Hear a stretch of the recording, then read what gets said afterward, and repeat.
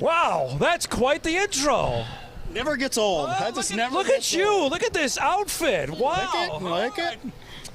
Never gets old, huh? Second time in 3 years coming out, leading the team out. You know, it took a while to figure out the Chris Kleiman walk, but I think I got it down, don't you? How many takes did that take you to get that down, I can't wear the boy? cap anymore. You totally over-exaggerated that. Yes. The pace was way too slow. I'll say that. The Craig Bowl walk was a little more realistic. You open up your hips way too much when you turn back. I mean... Well, it was so overpronounced. I'll say this, Biggie. It took him like 10 years to get the bull walk done. A year and a half for Kleiman. I give thumbs up to the bull walk. I give this to the Kleiman walk. So we're in the ballpark Well, there. here we go, folks. Regular season finale. We're glad you're joining us live on the Bison Media Blog pregame show inside the Fargo Dome. We're glad we're inside. It's a bit chilly outside. Perfect November football weather as NDSU wraps up the regular season today with Missouri State. Along with the coach, Jeff Kolpak and Eric Peterson, I'm Dom Izzo. As NDSU has a shot at a fifth consecutive Missouri Valley Conference Championship, Jeffrey, if they beat one-win Missouri State today. Who would have thought that when we were here in the middle of October after Carson Wentz breaks his wrist, the Bison would have a shot at another Valley Championship? And I think the most impressive thing about Easton Stick and taking over for Carson is 3 of those wins were on the road. And you talk about putting a kid in a tough situation, that would be it. And some of those places were not easy. Youngstown, Southern Illinois, those are tough places to play. Now he's back home. He's in very familiar surroundings. He played really well in the Dome his last time out. Biggie, everything sets up for the Bison here. A win today, a number 2 seed, and likely they don't leave this building for the FCS playoffs. And, who would have thought that, like you said, after that South Dakota game. And to me, every single playoff run to Frisco, I'm not saying they wouldn't have went, but the regular season sets up your postseason. And when this team knows it doesn't have to leave Fargo to get to Frisco, that's a huge factor. One of the best home field advantages in all of FCS football. And we saw it in the Georgia Southern semifinal game a few years ago. We saw it against Coastal Carolina last year, South Dakota State. Games like that, maybe they don't win if they're on the road. So it's important for them to get that number 2 seed. You look at it, Kolpak, 2008 is the last time a team went on the road in the FCS playoffs to win the national championship. It has not been done since then. And we've said it many times, when you get a team that's here for the first time, it is such a difficult deal. And that's why if you're looking ahead to the playoffs, if you can find a team that's never been here before, wow, advantage NDSU, because Coastal with Alex Ross was much better the second time here. Georgia Southern was much better the second time around. South Dakota State's been here so many times that you can't even count anymore. And so if you get the Jacks up here, that's going to be a tough game. Yeah, no doubt about that. A lot planned for today's show. Janet Haig is going to join us. That's Joe Haig's mom, to reflect on the last 5 years. What a ride for that family. Walking on at NDSU, becoming an FCS All-American, potential NFL draft pick, and a senior captain. Where would this team be without number 59? I'd be really curious to find that out. We'll reflect on NDSU senior class, another ridiculous class. They come in today's game, Biggie, 52-4. We said last year that was the best class in Bison football history. This one might be right behind it, though, the success they've had. I mean, the numbers are just crazy. And if, you talk about Zach Vrau's been here 6 years, he's probably been part of 82 wins with all. Actually, I think the actual math might be 75 because it's 66-5 if you count players who came here in redshirted. Right. He was part of the 9 wins the year before. He's been in this football program. Since they've won 75 times. Yeah. I mean, just let that number sink in for a little bit. That's pretty crazy. He has a chance for the thumb, Yes, this year. Think about that. We'll reflect on their senior class, which has been, it's not a big one, and you and I have talked about that, but the impact guys of this senior class has been really impressive. Yeah, and they've come at a time when I thought, after graduating the big class 2 years ago, then the class, of course, everybody talked about last year, these guys have done a great job of maintaining that level of excellence that this program has. We'll also be keeping our eye on the other games that are going on in the Missouri Valley today. Both the South Dakota schools had issues getting out of Sioux Falls yesterday because of weather. The Jacks playing in Western Illinois today. Illinois State hosts South Dakota, what possibly could be Joe Glenn's final game. Rumors out there we've been talking about since the start of the season that he may be done. We'll preview those games as well and give you the big picture on what's going on in the nation. By the time the Bison game is done today, Jeff, we'll have a good idea of what the 2014 playoff field will look like. Right, I think we have a pretty good idea already. There's a couple key games, of course. I think those Valley games are more for seeding than anything. The Colonial games are for playoff berths, and there's a big game out west tonight involving the University of North Dakota that possibly could get into the playoffs if they win against Cal Poly. And we had this argument on the radio show about 4 lost teams versus 2 lost teams, and it comes down to scheduling, and we came to the UND winning at Wyoming. That could be the thing that gets them in the playoffs. Correct. And other teams that schedule Division II teams, keep them out. I think the message is out there. Yeah. If you schedule a Division II team, they don't care if you beat them 342-2. It doesn't matter. It's been out there for 6 years. Yep. Why these teams continue to schedule D2 teams is beyond me. I don't get it. And here's the thing, too. The Southland decided to go, and this has been an argument for some Bison fans have presented to me. Why doesn't the Valley go to 9 conference games? The Southland is finding that out, that if you do that, you risk the chance then you don't play anybody outside your league. If you play an FBS team, you really can't show how good you are. Name a marquee FCS win for a Southland team non-conference. They have none. No. 0. And that's why I think Big E, NDSU has a great shot at the 2 seed, even if McNeese wins today and goes 10-0. Well, NDSU has taken advantage of those non-conference games, Yes. whether it's winning at Kansas State, winning at Iowa State. They lost at Montana this year, but they still had a marquee game in that non-conference. And even the UND game is looking like a good Really good non-conference win. victory Yep. because they have a chance to make the playoffs. So if you play good in the non-conference, it'll benefit you down the line in the playoff selection. We'll also talk about the opponent we have to and the struggles that Missouri State has had this season with Dave Steckel, who we're hearing will coach today. He had an eye surgery a couple weeks ago. He has not been able to coach, but he will be here. He had to drive, though, apparently, because he can't fly. Well, yeah, he's cleared. He can't fly because of a gas bubble he said in his eye, but a difficult year for Mr. Steckel, no doubt.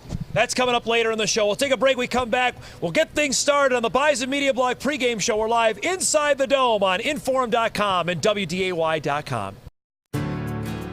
This is your livelihood, and success requires a seed partner that's just as committed as you are. Just like you, we're farmers first, so our values are rooted just as deep and our goals are just as strong.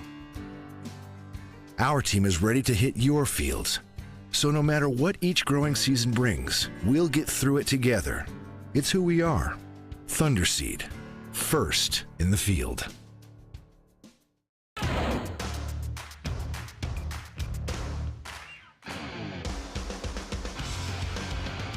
More plays. More coverage. More sports. Stay ahead of the game. Get your sports fix with Sports Sunday. Sunday nights at 10:35. Sports Sunday is brought to you by Nelson Auto Center in Fergus Falls. The specialists are so important because they're the ones that can take your team from average to great. The guys that have their specialized roles and understand them and do them really well, those guys are hard to find. And so when you have those guys that are good at what they do and believe in what they're doing, don't care too much about who gets the credit and want to go out and prove something, I think that that is probably the most important ingredient in a successful team. Choose the experts. Choose Sanford Orthopedics and Sports Medicine.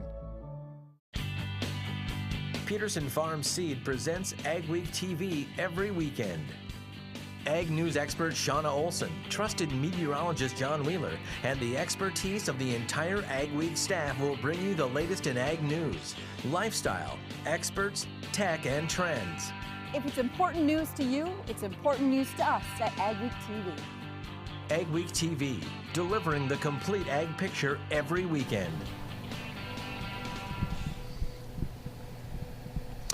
Welcome back, everybody. Bison Media Blog pregame show live. It is quiet inside the Dome for the first time for us all day. We had the band going for our radio show. We had Big E yelling at us for a little bit, so it's time a little bit we can relax. And then we had the wrap Junior things up. Bison. Yeah, we had just the out Junior there all Bison over there. going on for a 2:30 kickoff. The nickel is in the house, by the way. Chris is going to get a shot of that later. The FCS Pick'em nickel on the line today. A 3-game lead for yours truly. You're going all out, though, today. We have Leaving six nothing differences. behind. We have Yeah. 6 differences in our picks today, and I'm actually feeling pretty confident on about 4 of those. You've said that all year.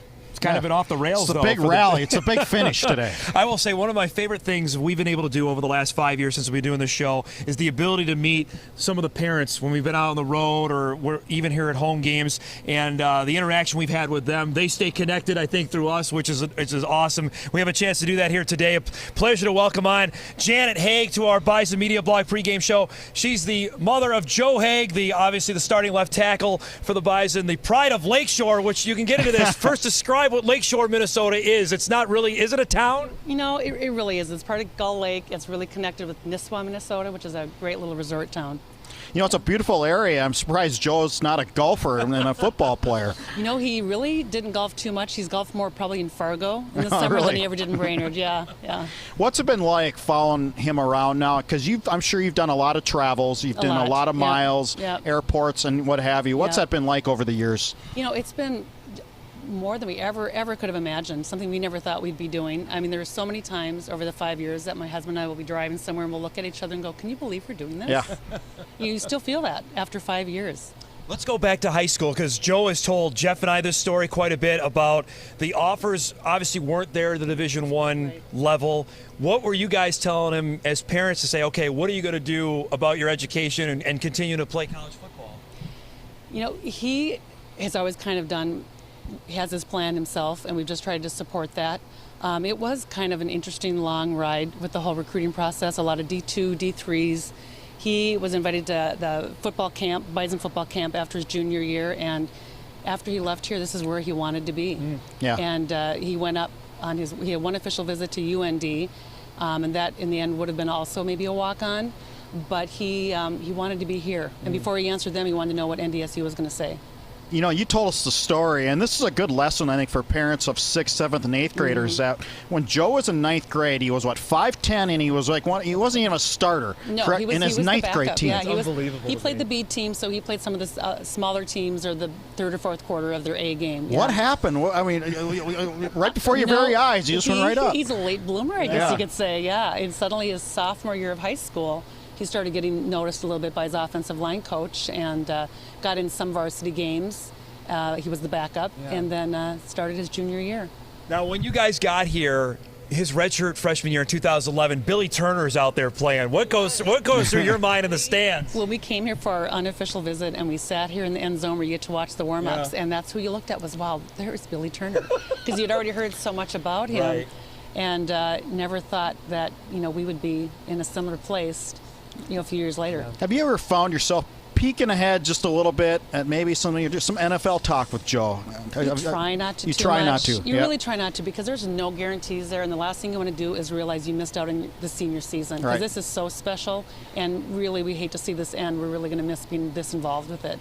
Well, that's what we've heard from the other parents, and they've come back. I don't know how many we've run into. The Hardys, the Smiths are still around. The Gebhardts are still here. What has that connection been like for the other parents of this particular class? I don't think that's anything we thought of when we came here, is the connection we would have with other parents. You kind of leave high school football thinking nothing's going to be the same. It's not going to be that same connection. But we have made so many good friends that we will stay good friends with this entire time. Has it been tough at all? Has there been times when you just go, wow, this is really, we talk about how great it's been. Has there been on the other side?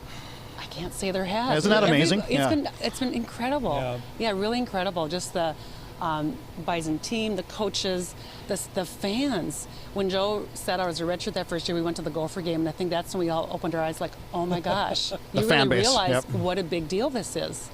What is it going to be like for you and your husband in the stands today when Joe gets introduced? Boy, I'm not quite sure how I'll feel at that moment. I mean, it's just incredible to think it's his senior day. I don't know how that happened so quick. I'm sure there'll be some emotions going through us. We're happy we'll have his high school coaches here with us today, too. Yeah. Are you a pretty good offensive line mind now? I mean, absolutely. Absolutely. I knew nothing of it before high school, and I've continued to learn, What has this been like this season? There's been a couple losses, which obviously has been different over the past couple years. As a mom and as a fan, what has that been like? There's such pressure. I mean, how do you follow up like last year's team and the teams before? So, of course, you want to see them continue it, but I don't know how realistic that is to not have any losses. So, yeah, they're tough. Joe has a real competitive spirit to him and is not used to losing. His senior year of high school, they lost the final game at the state semifinals, otherwise undefeated. So he hasn't had experience losses very much. What are those rings like to put on? Boy, they're pretty nice. Yeah, they're pretty big. We're hoping for one more, yeah. All right, now you can full disclosure. What is your least favorite city to travel to that you've been around? Which one? Oh, God. Or most favorite? You know Do you have or one that you really enjoyed? Is there one? Well, Outside of you Fargo. have to love Frisco. Yeah. You have to love Frisco. Easy pick, Dom. Easy pick. Yeah. You know, driving through Indiana, you kind of are ready to get through it. Yeah, right. You know, stopping in there and stuff. You've learned a lot about every state you've traveled in, though. It's been a great way to see the country. Yeah, no doubt. We really appreciate you doing this today. Enjoy the game, and thanks so much. Thank you so much. Thanks, Janet. Janet Haig, that's Joe Haig's mom, joining us here on the Bison Media Blog pregame show. One of the 14 seniors that will be honored before this afternoon's game. We'll take a break. We'll talk about those 14 seniors and more about Missouri State right after the break. We're live at the Dome on WDAY.com. For over 60 years, our focus has been you. A growing community needs a news source that grows with them. And you found that source in WDAY. Good evening, everyone. Our 6 p.m. newscast has been with you night after night. When the city comes to life or when news happens, you'll know. Dana Mock, Kirsten Keeley, out in the community, behind the desk. This had no major issues with users viewing offensive materials. 2 anchors you can trust. When the news hits, there's only one source to turn to. WDAY, the news leader. Peterson Farm Seed presents Ag Week TV every weekend. Ag News expert Shauna Olson, trusted meteorologist John Wheeler, and the expertise of the entire Ag Week staff will bring you the latest in ag news, lifestyle, experts, tech, and trends. If it's important news to you, it's important news to us at Ag Week TV. Ag Week TV, delivering the complete ag picture every weekend.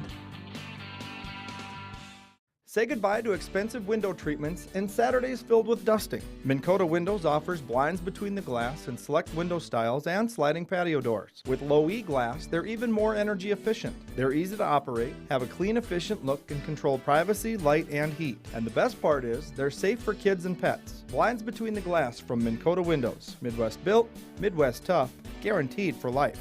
Minn Kota Windows, windows for your world.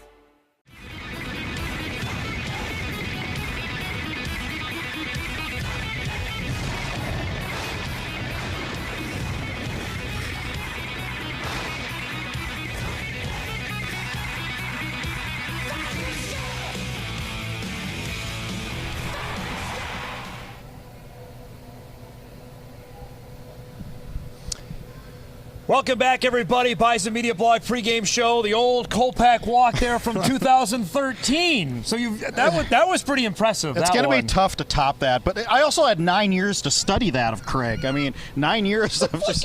Look how distraught he is. This guy's getting boat raced in the pick'em, and he's getting more airtime than anybody on the show. I think he's trying to distract from how bad he is at picking FCS games by doing this double walk thing.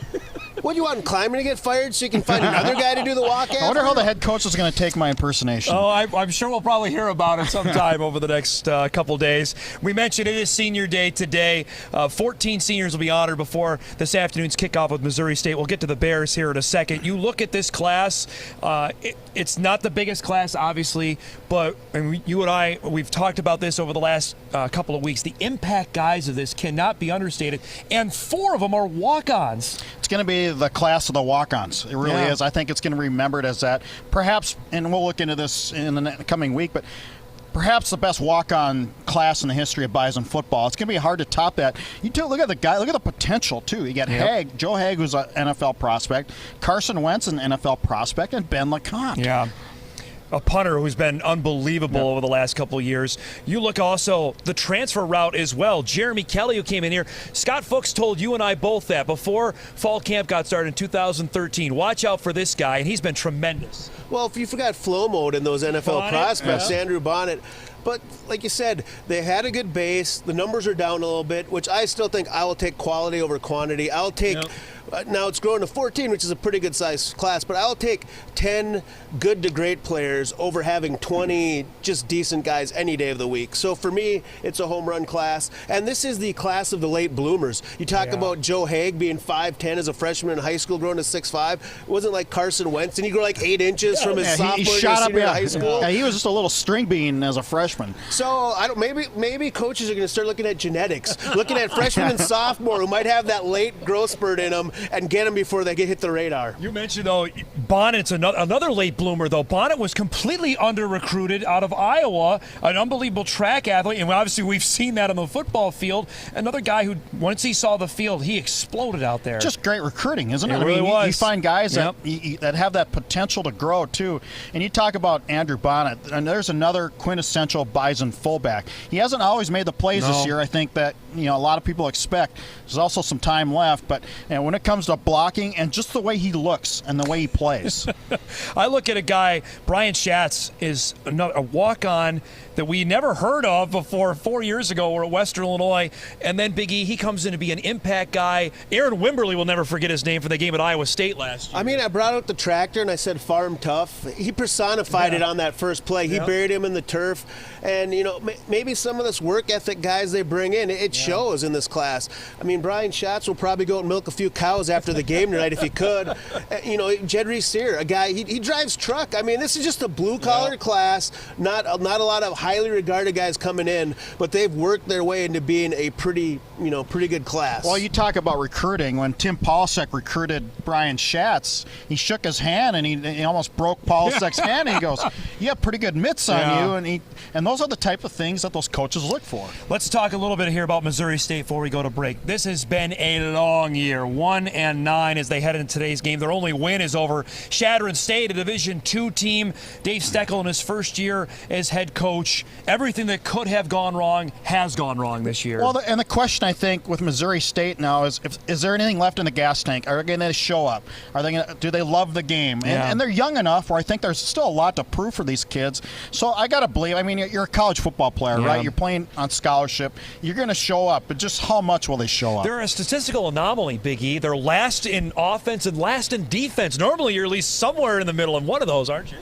Yeah, but I mean, Coach Steckel's going, we're going to go young. We're going to take our lumps, maybe not expecting the lumps to be this big, but I'm sure in year one he didn't expect them to go 8-3 and make the playoffs. So this is probably part of the plan. And NDSU had that 3-8 year. The next year they came in and played a lot of young guys. Granted, their young guys were successful and they made the playoffs, but sometimes if those upperclassmen you have coming in aren't there, you got to go young, and this could be the result sometimes. We take a break. We'll come back. We'll update you on the injury status. A couple big guys that are battling through injuries for the Bison. And then we'll have our Saturday selections as well as we wrap up the Bison Media Blog pregame show live from the Dome. This is your livelihood, and success requires a seed partner that's just as committed as you are. Just like you, we're farmers first, so our values are rooted just as deep and our goals are just as strong. Our team is ready to hit your fields, so no matter what each growing season brings, we'll get through it together. It's who we are. Thunderseed, first in the field. Peterson Farm Seed presents Ag Week TV every weekend. Ag News expert Shauna Olson, trusted meteorologist John Wheeler, and the expertise of the entire Ag Week staff will bring you the latest in ag news, lifestyle, experts, tech, and trends.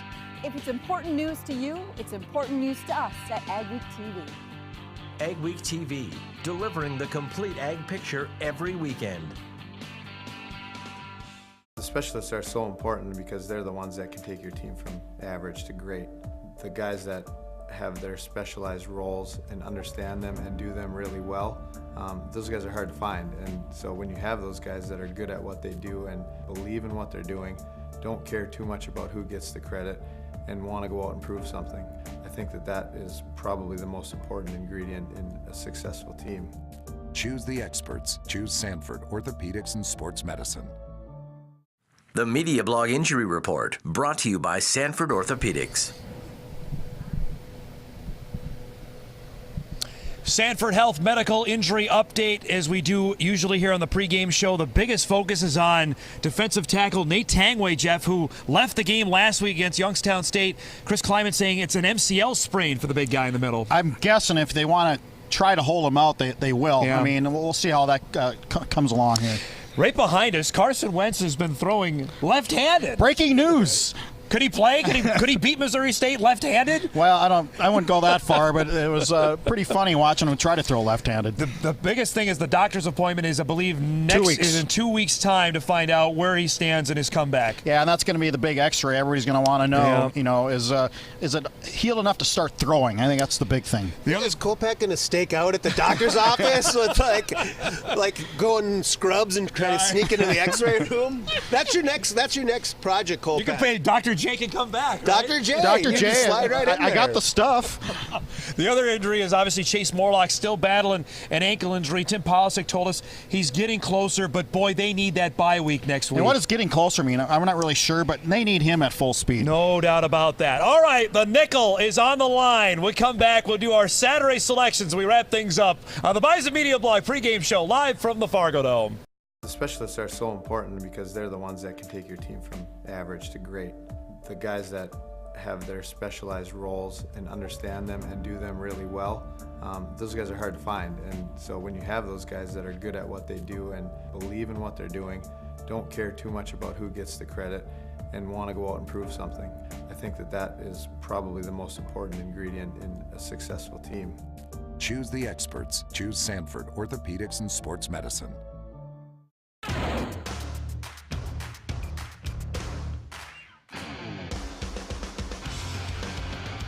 More plays. More coverage. More sports. Stay ahead of the game. Get your sports fix with Sports Sunday. Sunday nights at 10:35. Sports Sunday is brought to you by Nelson Auto Center in Fergus Falls. Peterson Farm Seed presents Ag Week TV every weekend. Ag News expert Shauna Olson, trusted meteorologist John Wheeler, and the expertise of the entire Ag Week staff will bring you the latest in ag news, lifestyle, experts, tech, and trends. If it's important news to you, it's important news to us at Ag Week TV. Ag Week TV, delivering the complete ag picture every weekend. And we're back, everybody. Final segment, what everybody's been waiting for, our Saturday selections as we wrap things up here on the Media Game Show. Reminder, live blog starts at 1:30 on Inforum.com. That's where Big E types faster than the speed of sound. I'm not quite sure what you do on there. Big E carries them. He does. You are the star of that. I'll give you that. The week I missed, Kopech had a meltdown. He could not type in play-by-play. I was on the Sanford injured reserve list. That's coming up at 1:30. Then don't forget, everybody, bracketology show coming up after the game. The fireside chat with Kopech and I will try to predict the 2014 field. Last year, 21 out of 24. An off year for us. I only will accept 23 out of 24 this year. After we nailed all 24 the year before. We did do that, so we had a little bit down here, some adversity, so we got to fight through. All right, let's do a couple of the Missouri Valley games today. Not a ton on the line. You mentioned, I think you hit the nail right on the head, except for seeding. Let's start with South Dakota State playing at Western Illinois today. That's it's an interesting game, and okay, what does Western have to play for? But that's their senior day. Yep. I think if they play well, it's similar to what Missouri State did in 2009 to the Bison, where they came out inspired to play for their seniors. I think the Jacks win today, and if they do, they're a top 3 seed. I disagree with you, not in the pick, but I think there's a ton on the line for South Dakota State today. They do not want to do one of those playing games. They want that bye. They want to be a seed. The Jacks get it done because they do not want to have to stare a trip to Fargo in the face again this year. So this is a huge game for South Dakota State. Northern Iowa plays Southern Illinois, and SIU's AD came out and not a definitive stance on saying Dale Lennon's going to come back next year. UNI's a winning in today. UNI is one of the hottest teams in the conference. Yeah. You picked it about a month ago. You said they're going to get on a roll. Yep. Schedule's in their favor. I think they win today, and they get into the FCS playoffs. Doesn't they always seem like they're the hottest team in the conference because they play their first 7 games on the road against like 3 FBS teams and 2 teams ranked in the top 5 in FCS. So I think UNI gets it done. They are playing hot. They've got the thing going in the right direction, and they've got Aaron Bailey, and I think he's pretty tough when he gets rolling. All right, let's get our predictions for today's game. What do you have for us, Mr. Peterson? Well, you know, we've been fancy. We've gone farm tough. Were we cat tough last week? Did that. It's time to keep it simple. You know, Ric Flair, how many time champion was he? I forget. 14, 15, 16-time champ. Well, let's not the belt. Yes, come on, man. Yes, there it is. Belt. It's Missouri State. But it's championship day, you know. This team this senior class has a chance to be a 5-time Missouri Valley Football Conference championship. I mean, that in itself deserves the belt. I mean, I brought it out during the UNI game. That was the grudge match belt. This is that was like a non-title defense. This is a belt for the conference championship in the immortal worlds of Ric Flair. To be the man, you got to beat the man, and not enough teams have beat NDSU enough over these last 5 years. I think they get it done today. I don't even want to pick the score in the paper. 35-7, NDSU. 5 consecutive Missouri Valley championships. Granted, they'll probably share with Illinois State, but they'll get the auto bid because of the tiebreakers. I love when the belt comes out. Kolpak, I don't know if you know this, but I'm leading the pick'em. The nickel is here with the best side displayed. I'll even cover up my own face with it. My face you're upside down, which you have been all season long. I'm picking the Bison to win big, and to keep the nickel, I have the Bison winning 45-10. You need a big comeback here to take this back to the north side of Fargo. I do have it in me. I certainly have it in me. I think today the numbers speak for themselves. 290 yards rushing. That's what Missouri State gives up. 548 total yards. That's what Missouri State gives up. 48 points a game. Those are some gaudy numbers, and this is a Bison offense that's found its groove with a new quarterback. I have this winning big. I know it's dangerous to pick a big game, but I'm thinking like 52-7. I really am. The game gets going at 2:30 today. The belt, will this be on display for fans to come see throughout the game? If they want some autographed 8x10 glossies, maybe we can hook that up. Kolpak's whining about me bringing out the belt again. What does he ever do? Like once every month he comes up with an idea, thinks he's like the smartest, thinks he's the smartest guy. Did you not see my entrance? The tailgate group gave him that headgear, full disclosure. The entrance, though. And he's had 2 entrances in like 6 years? Great. 2 good ideas in 6 years. Awesome, Kolpak. You're on top of your game. Nice shirt, by the way. All right, we got to go for a fist start being thrown. Game starts at 2:30. Live blog at 1:30 on Inform.com. For Eric Peterson and Jeff Kolpak, I'm Dom Izzo. Enjoy the day with us as the Bison wrap up with Missouri State.